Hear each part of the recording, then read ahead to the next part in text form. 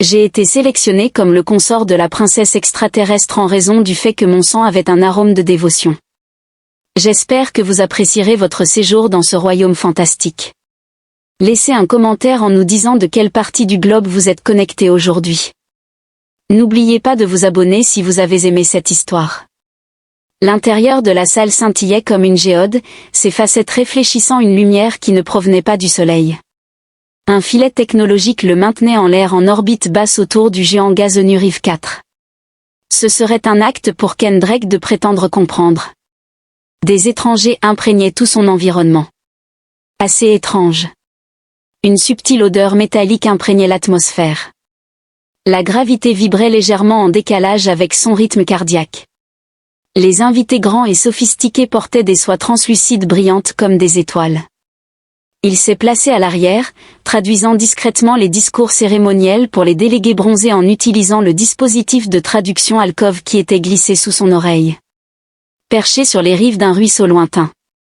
Malgré son absence de glamour, sa profession rapportait plus que tout ce qu'il pouvait faire sur Terre. Mais au moins, il était parmi des êtres sensibles qui ne clignaient pas des yeux en entendant parler de sa planète d'origine, un endroit depuis longtemps oublié par l'Empire cosmique. Il gardait un profil bas tout en ajustant le col de son uniforme gris sans ornement, orné d'une seule écharpe noire, la désignation d'un linguiste interespèce agréé. Être remarqué était la dernière chose à laquelle il pensait, surtout dans cette situation. Cela n'allait pas se produire lors de la sélection royale lorsque la princesse verte de la maison Kilarin choisirait son époux pour la vie. Le hall était bordé de 57 espèces différentes de prétendants, tous testés génétiquement, ayant des affiliations politiques, et habillés pour impressionner. Pour certains d'entre eux, des phéromones étaient diffusés. Il y en avait un dont le teint alternait toutes les quelques secondes. Un autre passa, et Kalen savait trop bien qu'il possédait une force qu'il ne pourrait jamais espérer posséder. Tout ce qu'il était, c'était un bronzage, un inconnu, et son seul but était de traduire. Après cela, la mélodie a changé. Les gens restèrent immobiles. Elle est apparue juste au moment où l'attention de tout le monde était concentrée sur l'extrémité du pont de cristal qui s'étendait à travers l'énorme chambre flottante. La princesse Vera glissait plutôt que de marcher. Elle avait des mèches argentées de cheveux, semblables à des comètes, qui traînaient derrière elle. Elle se balançait gracieusement comme une déesse de l'eau dans son armure cérémonielle taillée en robe, ornée de plaques d'obsidienne et de soie filée de diamants. Sous la douce illumination du château, sa peau bleue glaciale scintillait, et ses yeux dorés, sans expression, scrutaient la pièce, un signe révélateur que quelqu'un avait compris qu'elle était la présence la plus menaçante ici. Les prétendants s'avançaient un par un. Ils s'agenouillèrent, présentèrent des symboles de loyauté, des graines sacrées, des armes faites d'étoiles déclinantes, et des animaux inhabituels, et chaque fois, Vera ne cligna guère des yeux. Elle hocha simplement la tête une fois avant de continuer, ses lèvres restant inexpressives. Kalen continua à murmurer en traduisant. Les 3 lunes de bataille sont offertes par le prince de Xen. Aucune réponse reçue. À venir. L'amiral de la ceinture du Nord promet ses propres flottes. C'est désisté. Elle s'arrêta brusquement. C'était comme si une statique effleurait la peau de Kalen avant qu'il ne la voie jamais. Lentement et profondément, elle tourna la tête. Un silence tomba sur le hall alors que ses yeux émeraudes croisèrent les siens, le fixant non pas à travers lui mais sur lui. Il haleta. Alors qu'il serrait son datapad, le traducteur dans son oreille grésilla et se déconnecta brusquement. En contournant les aristocrates, les seigneurs de guerre, les changeurs de forme et les télépathes, Vera arriva finalement à sa destination, debout devant lui. En baissant les yeux, ses prunelles se rétrécirent, elle était d'une tête plus haute que lui. Celui-ci, murmura-t-elle dans le cristal, et le son résonna dans la pièce. Kalen se figea et plissa les yeux, ce sang, il sent la loyauté. Quoi qu'il en soit. Je ne suis que la traductrice, répondit Vera. Un murmure étouffé résonna à travers la foule. Avec la voix serrée, la grande prêtresse du protocole se leva. Cet homme n'est pas un prétendant, ma chère. Ce n'est pas un noble de naissance. Je le choisis, dit Vera à nouveau, cette fois avec plus de volume, le bras tendu, les doigts illuminés de marques rituelles. J'invoque le droit de revendication instinctive. La salle résonna de soupirs lorsque la prêtresse du protocole commença à s'opposer, mais le visage de Vera s'assombrit, et la femme âgée se tut. Comme sur un signe, les guerriers imposants vêtus d'armures iridescentes avancèrent pour encercler Kalen, leur intention clairement visible. Kalen reconnut sa voix et prit la parole. « Regardez, votre radiance. Je ne sais pas quel genre de parfum vous détectez, mais ce n'est pas moi. » La femme en question s'avança vers lui, et il parla plus clairement, sans trembler, tout en maintenant le contact visuel. Viera leva une main et caressa délicatement sa poitrine avec 2 doigts. Une chaleur soudaine et brûlante traversa sa chair, pas douloureuse, mais indéniable, et la foule devint folle une fois de plus. Quoi qu'elle ait fait, cela l'avait marqué. « Cet être humain est à moi », déclara-t-elle, et les gardes poussèrent Ken à suivre. Encore troublé par ce qui venait de se passer, il la suivit en traînant des pieds alors qu'il traversait le pont et entrait dans les appartements royaux par la porte ouverte. Derrière eux, la salle éclata en une cacophonie de voix en colère criant en 6 langues. Alors qu'il franchissait la porte, Ken leva les yeux vers le géant gazeux qui se cachait derrière le dôme de cristal. Il ne pouvait pas comprendre ce qui venait de se passer, mais il savait une chose, il n'était plus invisible, mais la princesse extraterrestre l'avait choisi comme son consort devant toute la cour.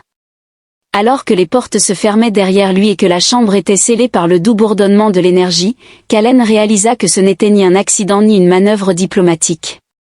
Debout près d'un des lévitans couverts de tissu tissé, Viera se retourna vers lui. Pour la première fois, sa voix s'adoucit. « Tu es en sécurité maintenant, dit-elle, brisant toutes les traditions et protocoles qu'elle avait jamais enfreints pour lui. L'air dans la pièce était chaud et parfumé de quelque chose de floral. « Je défendrai ce qui m'appartient, dit Kalen en levant un sourcil. Donc, pour clarifier, suis-je toujours traductrice? Ils essaieront de te discréditer, peut-être même de te tuer, ajouta Kalen. Elle répondit, non. Vous êtes maintenant son consort lié par le destin et vous dormirez dans ses appartements, la défendrez en cour, apprendrez nos traditions et recevrez de nombreux baisers. Elle avança jusqu'à ce qu'ils soient côte à côte, et il sentit son cœur battre à nouveau. Pourquoi moi, demanda-t-elle. Parce que ton sang m'a dit ce que tes mots n'ont jamais pu dire. Tu appartiens. D'une certaine manière, il avait l'impression qu'elle avait peut-être raison. Cole se réveilla dans des draps qui scintillaient comme de la lumière de lune liquide, chaud et doux comme rien sur terre ne l'avait jamais été. Vera Kilarin, héritière royale d'un empire qui s'étendait à travers les systèmes, dormait profondément enroulée autour d'un traducteur humain fauché qui n'avait toujours pas compris comment demander des directions dans leur langue sans l'implant de traduction. Il ne bougeait pas, ne voulait pas la confronter, mais il ne pouvait pas se débarrasser de la sensation qu'il avait rêvée toute la nuit. Les mots « sélection »,« revendication »,« garde » et « escalier » s'éloignaient du droit chemin, mais le poids doux qui l'entourait lui disait le contraire. Sa peau bleue glaciale contrastait avec la sienne, et son souffle chatouillait sa clavicule par vagues lentes et régulières.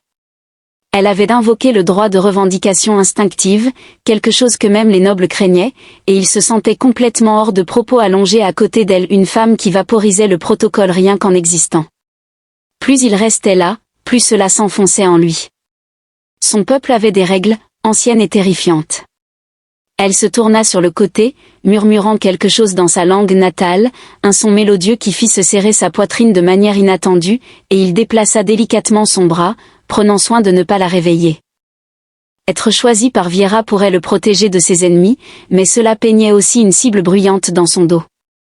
Puis Ken sortit du lit et traversa les rideaux illuminés pour entrer dans la pièce adjacente, où il découvrit que les murs ressemblaient davantage à des projections cristallines façonnées par l'humeur. En ce moment, ils émettaient une lueur violette pâle, ce qui, selon l'assistant y a stationné là, indiquait soit du confort, soit de la possession, bien qu'il fût difficile de déterminer laquelle.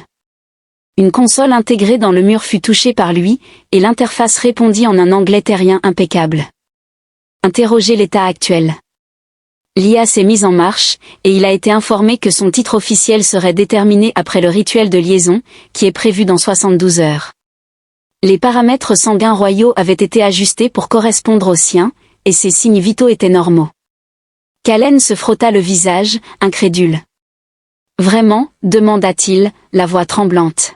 « Souhaitez-vous un briefing de survie ?» demanda-t-il à nouveau, cette fois avec plus d'hésitation. « Peux-tu être discret ?» demanda-t-il, sa voix s'éteignant. Je suis lié à votre schéma neural. Tout ce que nous discutons reste privé. Ensuite, ouais, dis-moi combien de temps je vais vivre si je continue à être le projet personnel de la princesse. Ses chances de survie à long terme s'étaient considérablement améliorées après avoir accepté publiquement sa revendication et survécu à l'épreuve de sang à venir. Juste au moment où Lia s'apprêtait à élaborer, les rideaux se sont ouverts derrière lui, révélant Vera debout là, vêtue d'une robe fluide en cristal replié qui semblait avoir épousé sa silhouette. Sans aucune malveillance, mais avec une curiosité évidente, elle dit « Tu es sorti du lit », avant de pencher la tête et de dire « Tu te déplaces comme un soldat, pas comme un noble ». Ses yeux étaient vifs même s'il était tôt le matin, et ses cheveux étaient encore un peu en désordre de son sommeil. Il ajouta qu'il n'était pas un soldat et qu'il était simplement quelqu'un qui avait passé sa vie à se faire dire de ne pas avoir d'ennui. Elle s'est approchée de lui et a désactivé la console IA à côté de lui, en lui assurant qu'elle ne serait pas blessée. Il la regarda. « Tu lis vite. »« Je suis traductrice. »« C'est ce que je fais. » Avec un clin d'œil, elle repoussa une mèche de cheveux derrière son oreille, ses doigts restant encore un moment sur son menton. « Tu es aussi un consort maintenant. » Les défis symboliques viennent rarement avec des chances de survie. Son sourcil s'arqua en argent. « Tu n'hésites pas à t'approcher de moi ou à dire ce que tu penses. »« D'accord, je suis confus, ça c'est clair, lui dit-il. Tes traditions me laissent perplexe. Ta culture m'est étrangère, et je n'ai aucune idée de comment j'ai réussi à survivre. Je t'ai choisi, et personne ne va en douter, dis-tu doucement. Oh, ils le feront, remarqua-t-elle en le dépassant pour monter sur une scène au milieu de la pièce. Sa main leva le voile, révélant un champ protégé et une suite de vêtements et d'armures cérémonielles. Mais je tuerai quiconque remettrait cela en question sur un ton inapproprié. Il la regarda, confus par sa sincérité. Elle se retourna, ses yeux dorés brillants. Je voulais dire ce que j'ai dit. Peu importe combien j'essaie, il y a certaines choses dont je ne peux tout simplement pas te protéger. L'épreuve du sang est l'une de ces choses que tu devras mériter. En hochant la tête, elle donna le signal. C'est un privilège de longue date qui n'est utilisé que lorsqu'une personne est choisie en dehors de l'arbre généalogique noble. Tes facultés mentales et physiques seront mises à l'épreuve. Mensonge après mensonge, illusion après illusion, ils te feront douter de tout, y compris de toi-même et de moi. Tu seras impénétrable si tu en sors indemne. Tu mourras probablement en hurlant si je fais ça. En sa direction, il cligna des yeux. C'est ainsi que tu trouves du réconfort, dit-il. Non, rétorqua-t-elle, s'approchant à nouveau. C'est ça. Elle l'embrassa de manière inattendue. Pas même un baiser subtil pour la forme. Un baiser sincère, prudent, possessif, et complètement sans hésitation, c'était ça. Comme pour s'ancrer à sa chair, ses doigts s'entrelacèrent dans ses cheveux tandis que l'autre main tenait sa mâchoire. Ses lèvres ressentirent la chaleur de son souffle lorsqu'elle se retira. « Je ne veux pas d'un consort fragile, murmura-t-elle. Même si c'est juste pour se défendre, je veux un combattant. » Ken refusa de reculer, malgré son cœur qui battait la chamade. « Alors peut-être que tu ne devrais pas me mettre dans un piège mortel qui induit des hallucinations. » Elle sourit, en effet. C'est l'essence. Un bourdonnement aigu résonna dans l'espace. Après s'être retournée pour écouter, elle fit un léger signe de tête. Vous serez formellement présenté aux anciens à la demande du conseil. C'est parti. Ce que je vous offre, vous le porterez. Ne dites que les choses nécessaires. Ce qu'il a fait hier, se tenir là et les faire douter de tout leur système juste en existant, sera exigé de vous lorsqu'ils tenteront de vous dénigrer. Il fronça les sourcils.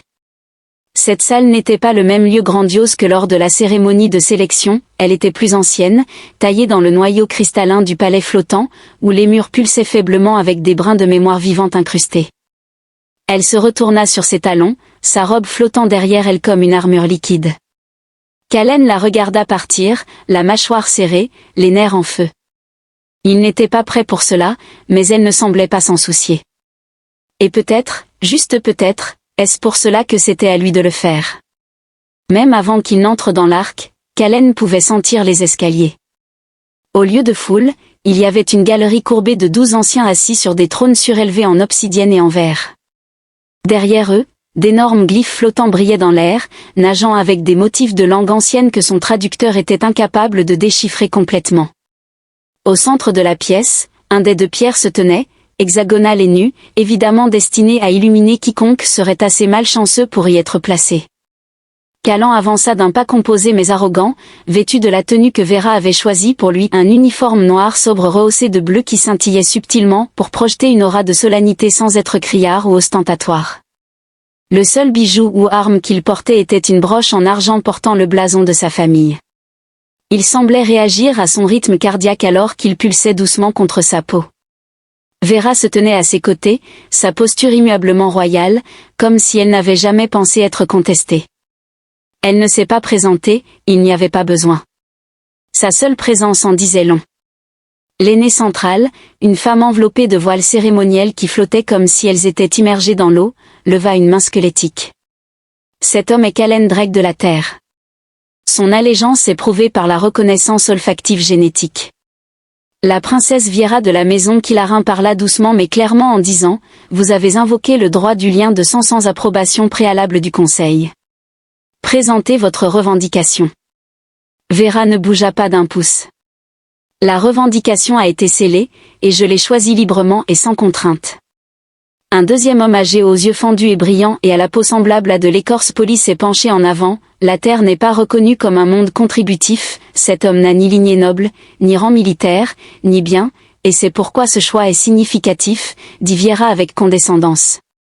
Sa sélection n'était pas basée sur des alliances ou des gains financiers, mais sur son intégrité inhérente, ce qui le rend plus précieux que n'importe lequel de vos marionnettes. La galerie éclata en murmures tandis que Callan maintenait son calme, mais il pouvait sentir la sueur couler le long de sa chemise. Leurs soupçons n'étaient pas de simples soupçons, ils étaient carrément furieux. Encore une fois, le premier ancien prit la parole. Il doit réussir l'épreuve. S'il échoue, la revendication est nulle. Vous serez censuré. Vera baissa la tête en signe de compréhension. Le dé de pierre sous les pieds de Calen s'illumina. Une seule décision avait brisé des siècles de préservation de la lignée. L'entourant dans un motif de plus en plus serré, des lignes d'énergie bleue s'intensifiaient à chaque instant. Les anciens se levèrent en parfaite harmonie, levant les mains en synchronisation. Leurs voix se mêlèrent en un chant, dur, mécanique et complètement d'un autre monde. Alors que le chant continuait, la pièce devenait de plus en plus sombre, le sol disparaissait, ou du moins c'était l'impression, et Calen cligna des yeux et la chambre disparut. À sa place se trouvait une copie exacte d'une rue de Berlin où il avait été étudiant, avec de la pluie tombant de côté, des couleurs incorrectes, des bâtiments trop réfléchissants et des ombres déformées. Le pire, cependant, étaient les gens, ils lui semblaient familiers, et leur voix était celle qu'il se souvenait. Les professeurs, les collègues, et même son ex-petite amie Alyssa le regardaient tous avec désapprobation plutôt qu'avec reconnaissance. « Tu plies toujours, dit l'un d'eux. Tu laisses toujours les autres décider. » Un autre ajouta, « Tu n'es pas un héros. » Ken hésita, le cœur battant, avant de retrouver son calme, de serrer les mâchoires, et de faire un pas en avant une fois de plus. Ce n'était pas réel. La rue se tordit, et il se retrouva sur le sol de son appartement d'enfance. Son père se tenait au-dessus de lui, massif et flou, hurlant à propos de Miss Potential.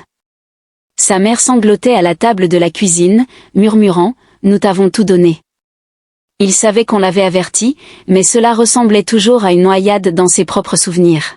« Et tu n'as rien choisi. » Calen s'inclina bas pendant un moment, perdu dans l'illusion.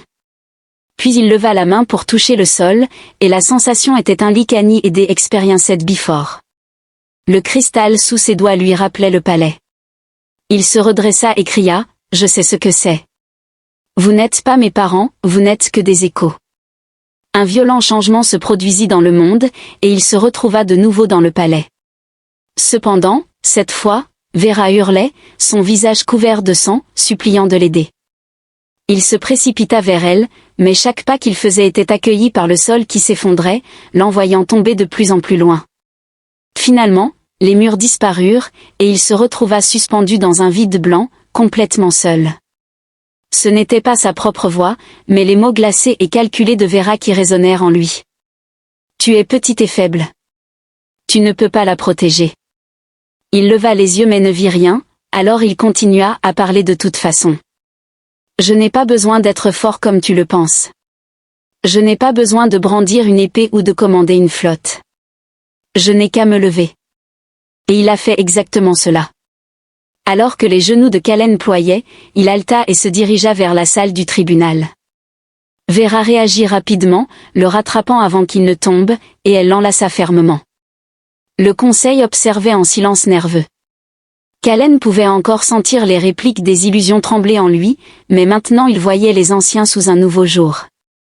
L'ancienne centrale abaissa sa main, signalant la fin du procès. Un tremblement résonna dans toute la chambre, transmettant un mélange de choc et d'inévitabilité. Il convient de noter que la revendication est valide, le lien est reconnu, et l'humain est le consort de l'air. Vera a aidé Ken à se relever. Alors que le conseil partait, le sol se stabilisait et les lumières revenaient à la normale, Kalen eut une percée. Sa voix était sereine, mais ses yeux brûlaient de détermination. Tu l'as fait. Il hocha à peine la tête en signe d'accord. Tu trembles. Je vais bien. Elle s'est penchée assez près pour qu'il puisse l'entendre. Tu as été brillant. Je savais que tu le serais. Kalen ne se sentait pas brillant, il se sentait épuisé. Dès que Kalen entra dans le couloir au-delà de la salle du conseil, tout changea. Pas de manière cérémonielle superficielle, mais parce qu'il était désormais lié par quelque chose de plus profond, quelque chose de mérité, et il ne pouvait plus le toucher sans la toucher elle. Ce lien signifiait tout dans ce monde de l'âme et de tromperie.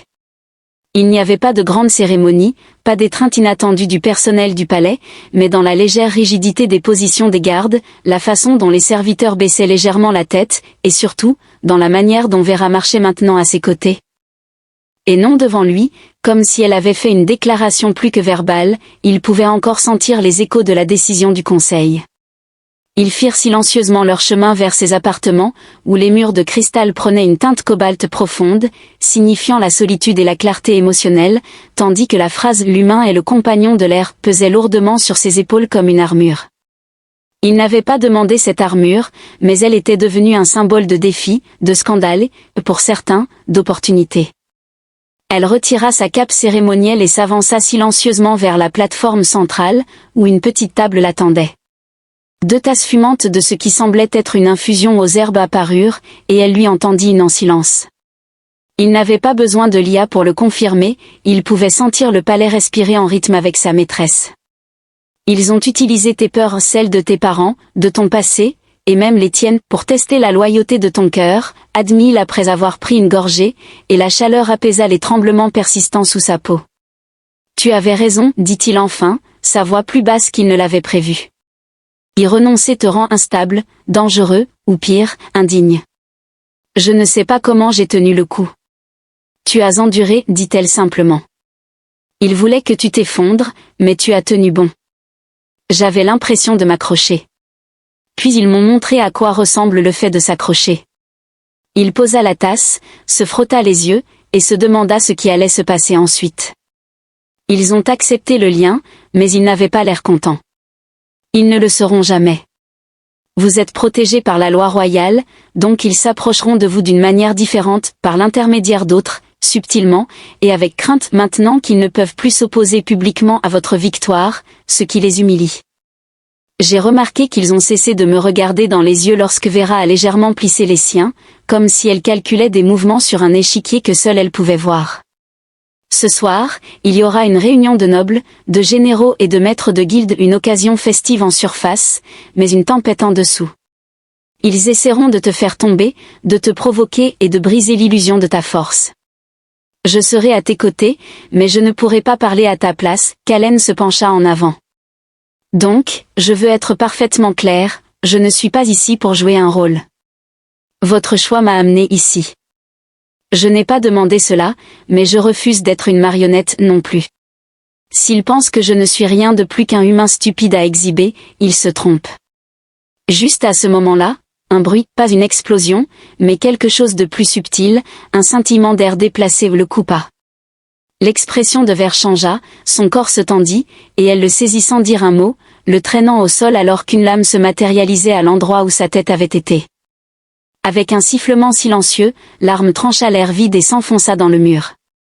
La pièce devint rouge et des runes défensives s'illuminèrent le long des murs. Des gardes émergèrent quelques secondes plus tard, armes levées, mais Viera était déjà en mouvement. Consciente de la netteté moléculaire de la lame, elle s'avança et la saisit à main nue, puis la réduisit en poussière entre ses doigts. Ses yeux brillaient d'une lumière blanche et chaude, et elle fit signe au garde le plus proche de verrouiller cette aile. Localiser la source de l'émission. Jusqu'à ce que je voie un cadavre, personne ne partira, dit le garde avant de s'incliner et de disparaître avec les autres. Qu'est-ce que c'était que ça, demanda Kalen en se redressant lentement, le cœur battant. Elle se tourna vers lui et murmura, tentative d'assassinat. Il ne l'avait jamais vue aussi en colère. Panique contenue sous une colère féroce. L'âme furtive contrôlée par la pensée, guidée par l'odeur, celle-là était dirigée vers toi. Ses épaules se crispèrent. Tu crois vraiment que cela avait quelque chose à voir avec le conseil de l'entreprise? Non, c'était trop hâtif et imprudent. Sa tentative de se lever fut accueillie par un murmure de Schming, indiquant que le message avait été envoyé par quelqu'un d'autre, quelqu'un assez imprudent pour t'attaquer personnellement. Avec une prise ferme sur son bras, elle l'a aidé. Au moins, maintenant je sais que je suis assez précieux pour être tué. Elle devint plus ferme qu'il ne l'avait anticipé, et il réalisa que ce n'était pas une blague. Ta vie était en danger. Non, je m'en suis abstenu. C'est sans importance. C'est à toi, Kalen. Il est absolument inacceptable que quiconque te fasse du mal, car cela me fait aussi du mal. Ils se croisèrent les regards. Je comprends. Cependant, tu ne devrais pas t'énerver chaque fois que quelqu'un fait une stupidité. S'ils essaient de te kidnapper, je peux. Il hésita. Il y avait quelque chose de particulier dans sa façon de parler. Obsédé, certes, mais terrifié aussi. Pas l'agresseur. Je m'inquiète de la personne qu'elle pourrait devenir si elle ne le protège pas. Étonnamment, il tendit la main et caressa délicatement sa joue. Je ne suis pas fragile, remarqua-t-il, mais j'apprécie que tu m'aies rattrapé quand tu l'as fait. Sans dire un mot, elle pressa son visage contre sa main. Je ne pourrai pas être assez rapide la prochaine fois. Je plongerai alors plus vite. Un léger sourire hésitant fut esquissé par cela. Avec son masque royal reformé, elle recula d'un pas. Je veillerai à ce que tu sois en alerte maximale et que tu m'accompagnes à la fonction ce soir. Notre agresseur cherche à nous affaiblir, mais nous leur prouverons qu'ils ont échoué. Son expression était d'un détachement sévère. Cela dit, une soirée cocktail accompagnée d'un assassinat politique semble être la soirée idéale. Elle lui assura qu'il serait parfaitement à l'aise dans sa tenue de soirée en appelant l'interface. Tu as traversé pire. Je commence à croire que la terre était plus facile, murmura-t-il. En réponse, elle dit, tu n'avais pas moi sur terre, et sa voix devint à nouveau plus douce. Après un moment, il la regarda. Sous son autorité et tout le danger et le pouvoir qu'elle possédait se cachait une femme dont la décision avait mis en péril sa couronne, la foi de son peuple et toute sa lignée.